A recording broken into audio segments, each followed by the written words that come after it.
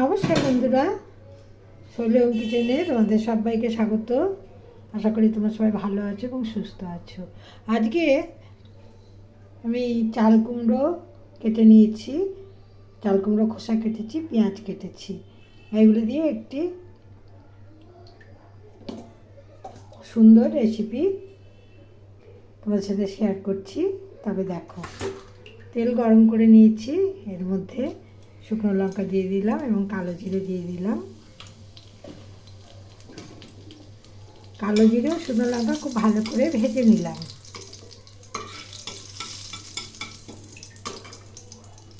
এখন এর মধ্যে কুচিয়ে রাখা চাল কুমড়োর খোসাগুলো দিয়ে দিলাম।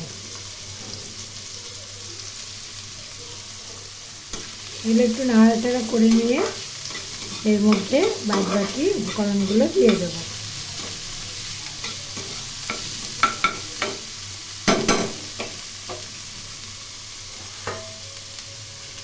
দেখো, এখন এর মধ্যে আমি দেবো চাল কুমড়ো আর কুচিয়ে রাখা পেঁয়াজ।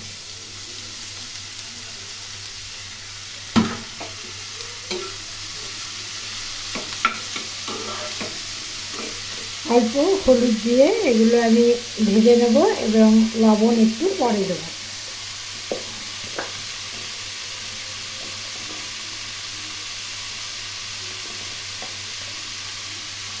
দেখো, এখানে আমি পরিমাণ মতো হলুদ দিয়ে দিলাম। খুব ভালো করে নাড়াচাড়া করে ভেজে নেব।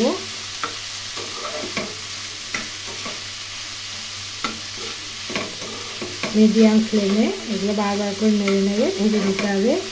এই সময় ঢাকা দেওয়া যাবে না, ঢাকা দিলে চাল কুমড়ো থেকে জল বেরিয়ে যাবে, এতে এই তরকারির স্বাদ কমে যাবে।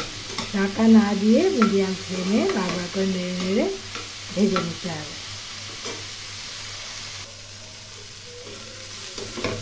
দেখো, অনেকটাই ভাজা ভাজা হয়ে গেছে। এই সময় খুব ভালো করে নেড়ে দিতে হবে এবং এর মধ্যে আমি আর একটু হলুদ দিয়ে দেবো।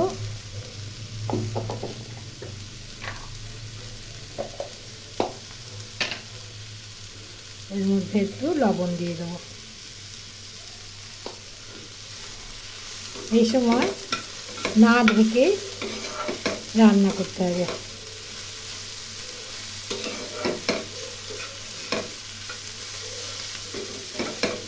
এই চাল কুমড়ো এবং তার খোসা এবং পেঁয়াজ ভাজা গরম ভাতের সাথে খেতে অসাধারণ লাগে। তোমরাও এইভাবে এই রান্নাটি করে দেখবে, আশা করি তোমাদেরও ভালো লাগবে।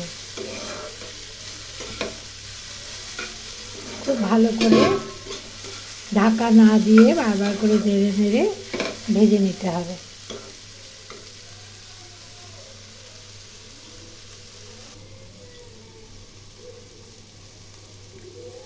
দেখো বন্ধুরা, এখন এর মধ্যে খুব সামান্য চিনি দিলাম।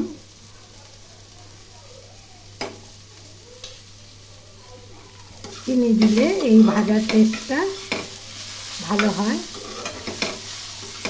কুমড়ো ভাজা আমার প্রায় হয়ে এসছে।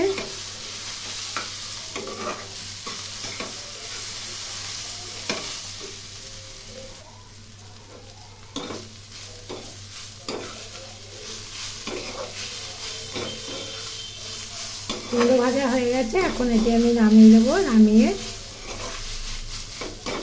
অন্য পাত্রে ঢেলে দেবো। আজকের রেসিপি এই পর্যন্তই।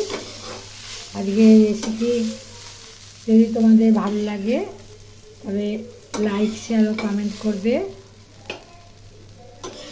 শৈলী হোম কিচেন চ্যানেলটি বেল আইকন সমেত সাবস্ক্রাইব করার অনুরোধ রইল।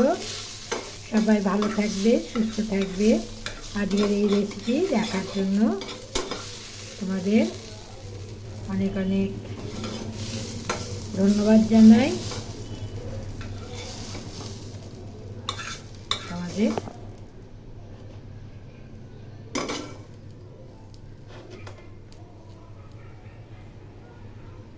নমস্কার জানাই।